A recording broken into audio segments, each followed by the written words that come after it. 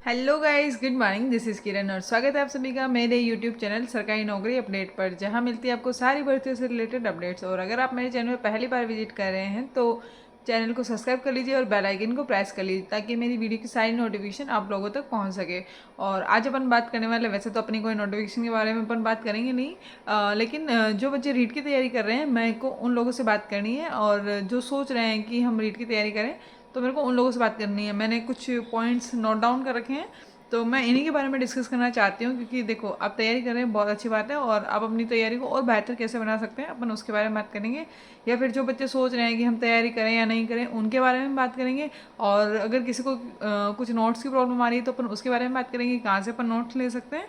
और one more thing कि क्या नए नोट्स ट्राई करने चाहिए या फिर एंड मोमेंट पे क्या करना है, इन सब के बारे में अपन आज बात करने वाले हैं। ठीक है, तो सबसे पहले अपन बात करने वाले हैं जिन लोगों ने रीट के फॉर्म अभी तक नहीं भरे हैं, वो लोग भर लें, क्योंकि 15 तारीख लास्ट है और लास्ट डेट पर सर्वर डाउन चाहेंगे।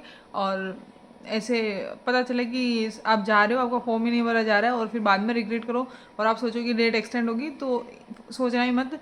होगी नहीं होगी अपने हाथ में नहीं है, लेकिन अभी जो है सामने अपने को वही मान के और फॉर्म भरने हैं। और अभी 4 दिन बाकी है, 11 तारीख हो चुकी है और ये वीडियो आएगी तब तक 12 तारीख हो चुकी होगी। तो प्लीज़ जाके अपने फॉर्म भर लेना, ठीक है। और अगर नहीं समझ में आ रहा है खुद को फ़ोन से भरना है तो बता देना कैसे भरना है, वो बता दूंगी कि भाई ऐसे ऐसे फॉर्म भरना है, ठीक है। और इसके बाद में है कि जिन बच्चों ने अभी तक तैयारी शुरू नहीं करी है वो सोच रहे होंगे क्या हम अब भी तैयारी शुरू कर सकते हैं, तो हाँ कर सकते हो, क्योंकि देखो अभी आपके पास से लगभग लगभग 40 दिन बाकी है, ठीक है। और अगर आप लोगों ने मतलब आपका थोड़ा सा माइंड शार्प है और आप चाहते हो कि ठीक है पढ़ लेते हैं, वन टाइम में आपको याद हो जाता है या फिर ज़्यादा टाइम नहीं लगता है पढ़ने में, तो प्लीज़ आपने अगर तैयारी स्टार्ट करी नहीं है तो कर सकते हो। 40 दिन बहुत होते हैं, अगर आप एक सब्जेक्ट को 5-5 दिन भी लेके करोगे ना तो भी हो जाएगा, ठीक है। तो ज़्यादा टाइम लगेगा नहीं है, थोड़ा सा टाइम लगता है। साइकोलॉजी में हिंदी आपकी 2 दिन की है, इंग्लिश या फिर संस्कृत लेते हो तो वो भी आपकी इतनी टाइम की है।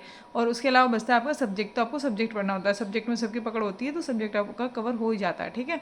तो और अगर आप सोच रहे हो कि नहीं हम तो 5 दिन बाद 10 दिन बाद करेंगे, तो प्लीज़ मत ही करना, ऐसा करना रहने ही देना, तैयारी करना ही मत, ठीक है। और ठीक है, समझ में आ गया होगा। उसके बाद है कि कहाँ से नोट्स ले, तो भैया टेलीग्राम पर सारे नोट्स अवेलेबल हैं। जिन लोगों के पास हैं ऑलरेडी अच्छी बात है, जिन लोगों के पास नहीं है, जिनको समझ में नहीं आ रहा है कोई सब्जेक्ट के नोट्स कहाँ से लें, तो वो अपने इसमें प्रोफाइल में बायो में लिंक दिया हुआ है, वहाँ जाके टेलीग्राम चैनल है उसको ज्वाइन कर लो। वहाँ पर आपके सारे नोट्स हैं, आप फाइल में जाके चेक करोगे आपको सारे के सारे नोट्स वहाँ पर मिल जाएंगे, ठीक है। और किसी को है कि हमें नोट्स से समझ में नहीं आ रहा, हमें क्लासेस लेनी है, तो प्लीज़ वहाँ पर कमेंट कर देना, फिर वीडियो के नीचे कमेंट कर देना। मैं आप लोगों को 2 टेलीग्राम चैनल हैं उनके लिंक प्रोवाइड करवा दूँगी, वहाँ से आप क्लासेस ले सकते हो। वहाँ पर धीर सर की और इनकी क्लासेस है, तो आप वहाँ से साइकोलॉजी की, हिंदी इंग्लिश की और ऐसे कुछ क्लासेज हैं, तो वहाँ से आप वो क्लासेस ले सकते हो, ठीक है।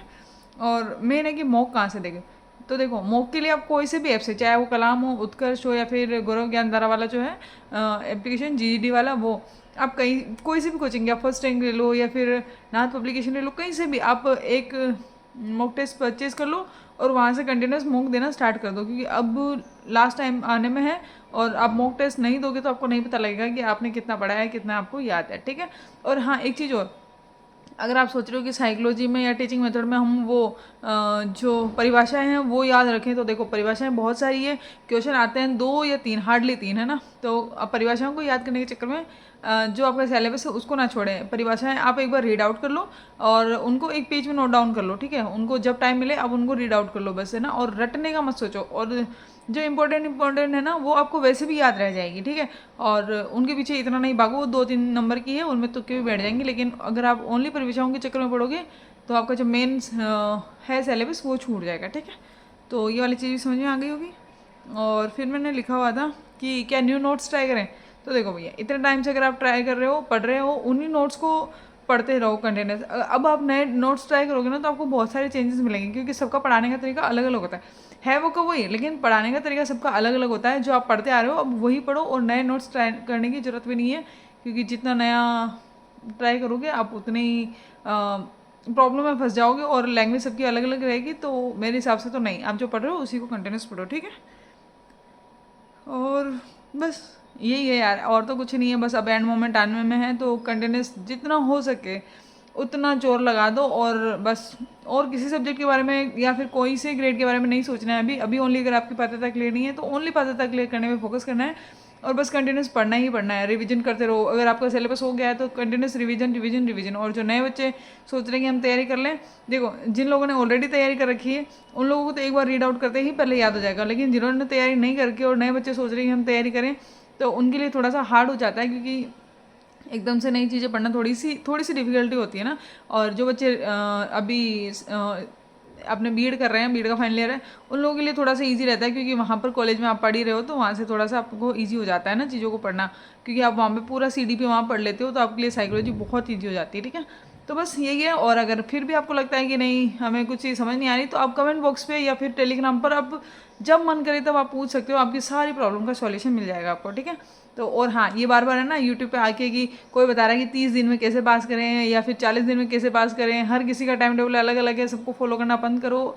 एक को देख लो, आपको वो अच्छा लग रहा है उसको फॉलो कर लो, और उसमें अगर आपको लग रहा है कि नहीं थोड़ा बहुत ऊपर नीचे तो आप अपने हिसाब से उसको मॉडिफाई कर लो। ठीक है, और एक चीज़ को फॉलो करो बार बार हर टीचर का जा के नहीं देखो कि इसके तो इतने व्यूज़ है तो मैं इसका वाला फॉलो कर लेती हूँ, इसके इतने व्यूज़ है मैं इसका वाला फॉलो कर लेता हूँ। नहीं, ऐसा करना बंद करो। अब बार बार यूट्यूब पे आके देखना बंद करो कि किसका कितना हो रहा है, किसका कितना नहीं हो रहा है, या फिर किसने कितना पढ़ा दिया, हम ये देख लें वो देख लें। नहीं, आप अपने हिसाब से आप पढ़ो और सेल्फ स्टडी ही ज़्यादा बेटर है। और फिर भी आपको लगता है कि नहीं हमें देखना है तो यार देखो, सबकी अपनी अपनी मर्जी है। और अब आप लोगों को टाइम वेस्ट नहीं करती हूँ। और थैंक यू सो मच, आपने अपना कीमती समय दिया और अब लगे रहो, पढ़ते रहो। Thank you.